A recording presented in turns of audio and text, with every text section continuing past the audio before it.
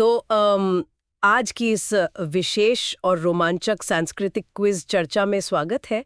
आज हम हमारे जो स्रोत है ना, वो राजस्थान की समृद्ध वेशभूषा, आभूषणों और कला पर आधारित है। बिल्कुल।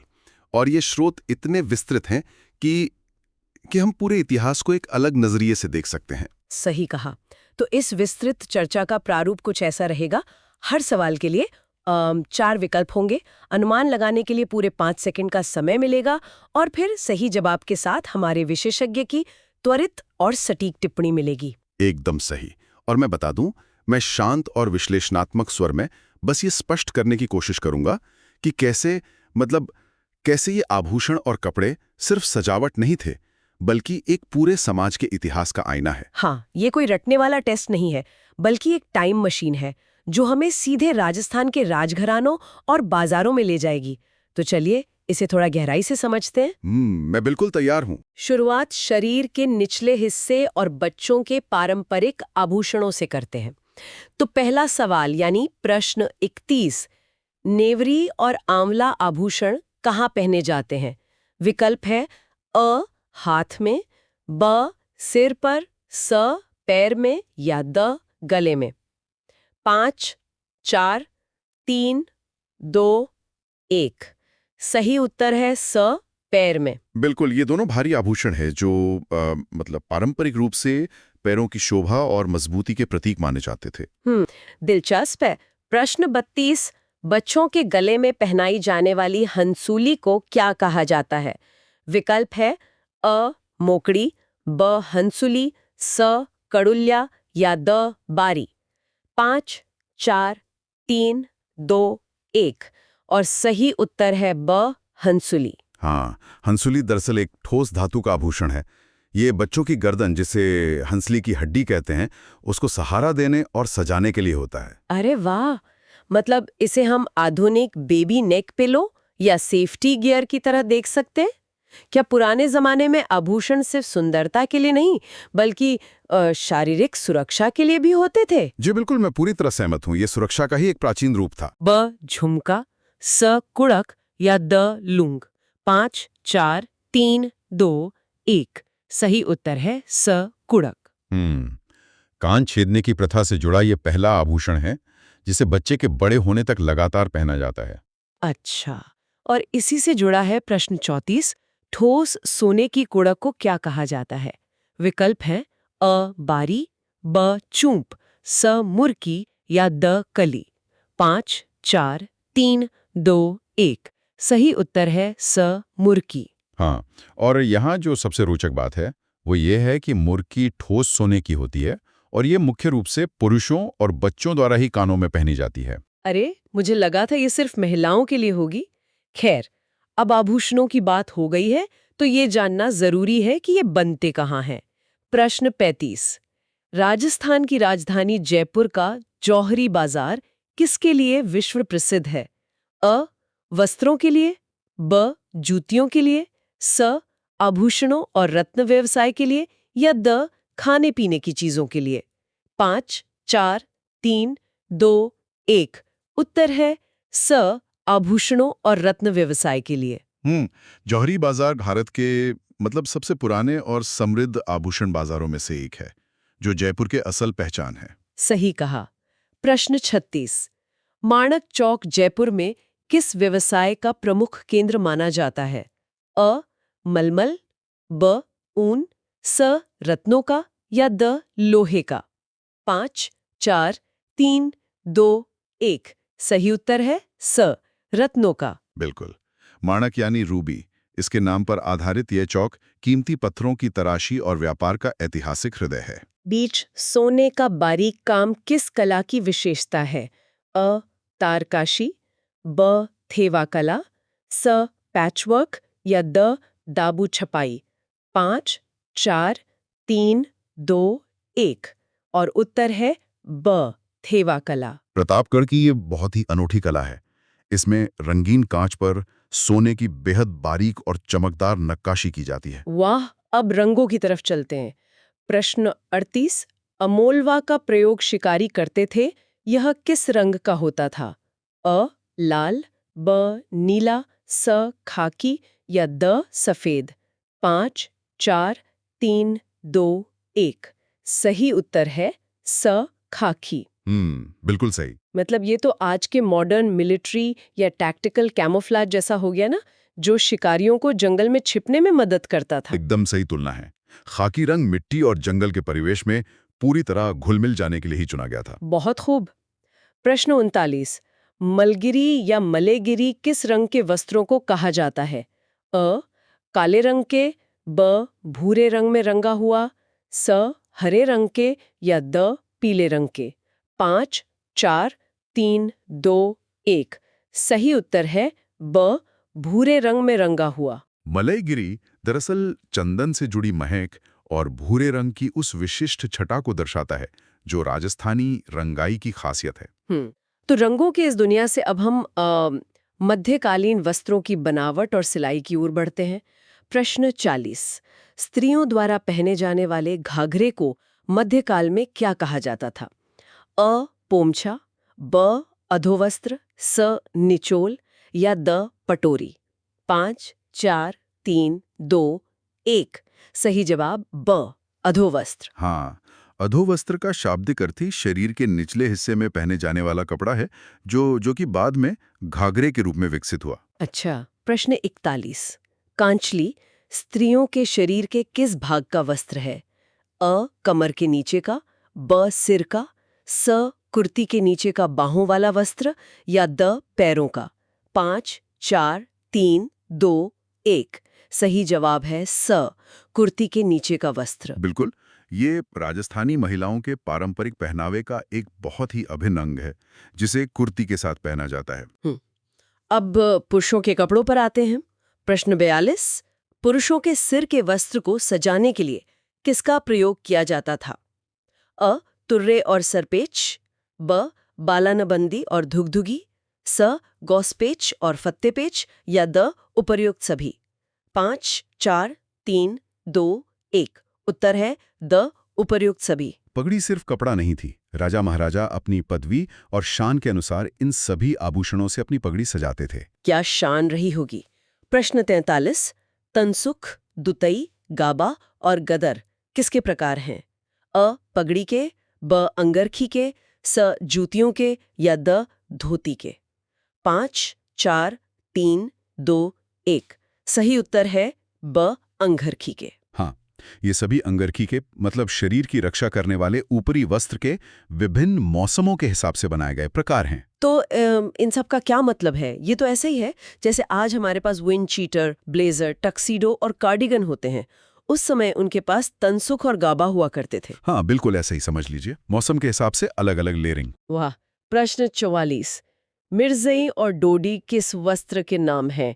अ कुर्ता, ब धोती, स अंगरखी या द साफा। 5, 4, 3, 2, 1। उत्तर है स अंगरखी। ये भी अंगरखी की ही विशिष्ट शैलियां हैं, जिन्हें आमतौर पर ग्रामीण और पारंपरिक परिधानों में देखा जाता है। प्रश्न 45। जी। जामा और अंगरखी पर जो बारीक कढ़ाई की जाती है वह किस शैली में होती है? अ बड़ी कढ़ाई, ब उल्टी बखिया और चेन, स पैचवर्क या द कसुमाल। 5, 4, 3, 2, 1। सही उत्तर है ब उल्टी बखिया और चेन। उल्टी बखिया और चेन स्टिच से कपड़ों पर बेहद मजबूत और मतलब सुंदर उभरी हुई डिजाइन उभर कर आती है। बहुत सुंदर लगता होगा। बिल्कुल। प्रश्न 46। बादला क्या है? अ एक ओढ़नी, ब रेशम, कलाबूत और बादले से की गई कढ़ाई, स एक प्रकार का घाघरा या द एक पगड़ी का प्रकार। 5, 4, 3, 2, 1। उत्तर है ब रेशम, कलाबूत और बादले से की गई कढ़ाई। ये एक बहुत ही शाही प्रकार की कढ़ाई है, जहां धातु के तारों और रेशम का इस्तेमाल कर कपड़ों को भारी और भव्य बनाया जाता है। तो अब कपड़े तैयार हो गए हैं। अब बारी है शरीर के हर एक अंग को पारंपरिक आभूषणों से सजाने की। प्रश्न 47। नजरिया आभूषण किसे पहनाया जाता है? अ वृद्धों को, ब विवाहित स्त्रियों को, स बच्चों को बुरी नजर से बचाने के लिए या द पशुओं को। 5, 4, 3, 2, 1। सही जवाब स बच्चों को।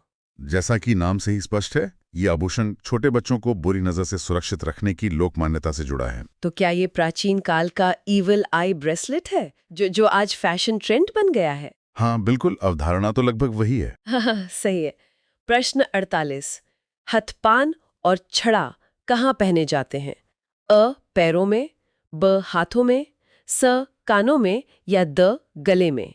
5 4 3 2 1।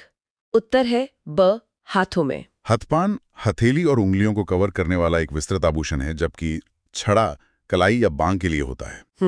प्रश्न 49। झुंझुरिया या पैंजणी किस अंग का आभूषण है? अ हाथ, ब गला, स पैर या द कमर? 5 4 3 2 1। सही उत्तर स पैर। ये पैरों में बजने वाले घुंघरू और पायल के पारंपरिक रूप हैं, जो चलते समय एक मीठी ध्वनि उत्पन्न करते हैं। आहा। प्रश्न 50। बजरटी और हालुरो शरीर के किस भाग में पहने जाते हैं? अ सिर, ब गला या कंठ, स कान या द नाक? 5 4 3 2 1। जवाब है ब गला या कंठ। ये दोनों गले के भारी आभूषण हैं, जो विशेष रूप से पारंपरिक उत्सवों के दौरान राजस्थानी महिलाओं द्वारा पहने जाते हैं। प्रश्न 51। सिगल और पुलवा किस अंग के आभूषण हैं? अ हाथ की उंगलियों के, ब कान के, स पैर की उंगलियों के या द नाक के? 5 4 3 2 1। उत्तर है स पैर की उंगलियों के। अक्सर हम पायल तक ही रुक जाते हैं, लेकिन सिगल और पुलवा जैसे आभूषण दिखाते हैं कि बिछिया के भी कितने जटिल प्रकार होते थे। सच में। प्रश्न 52। बारी और भोंकली कहाँ पहने जाने वाले आभूषण हैं? अ कान में, ब नाक में, स गले में या द पैर में? 5 4 3 2 1। सही उत्तर ब नाक में। नाक के ये आभूषण चेहरे की शोभा बढ़ाने में एक महत्वपूर्ण भूमिका निभाते हैं और क्षेत्र के अनुसार इनके डिजाइन बदलते रहते हैं। प्रश्न 53। कर्णफूल और टोटी आभूषण कहाँ पहने जाते हैं? अ नाक में, ब कान में, स गले में या द हाथ में? 5 4 3 2 1। उत्तर है ब कान में। हाँ, कर्ण का अर्थ ही कान होता है, इसलिए कर्णफूल कान का आभूषण है और टोटी भी एक पारंपरिक ईयरिंग है। प्रश्न 54। लंगर और पायजेब कहाँ पहने जाते हैं? अ हाथ में, ब कमर में, स पैर में या द सिर पर? 5 4 3 2 1। सही उत्तर है स पैर में। बिल्कुल, पायजेब और लंगर दोनों ही टखनों में पहने जाने वाले बेहद लोकप्रिय और भारी आभूषण हैं। तो यहाँ बात सच में दिलचस्प हो जाती है। आभूषणों और वस्त्रों की ये भव्यता रातों रात तो नहीं आई, इसे राजाओं का संरक्षण प्राप्त था। प्रश्न 55। सवाई जयसिंह द्वारा स्थापित 36 कारखानों में से कौन सा वस्त्रों से संबंधित था? अ सिवन खाना, ब रंग खाना और छापा खाना, स तोशा खाना या द उपर्युक्त सभी? 5 4 3 2 1। उत्तर है द उपर्युक्त सभी। अगर हम इसे बड़े परिप्रेक्ष्य से जोड़ें, तो सवाई जयसिंह ने इन 36 कारखानों के जरिए उत्पादन को एक संस्थागत रूप दिया, जिसमें सिलाई से लेकर छपाई तक सब कुछ एक व्यवस्थित ढंग से होता था।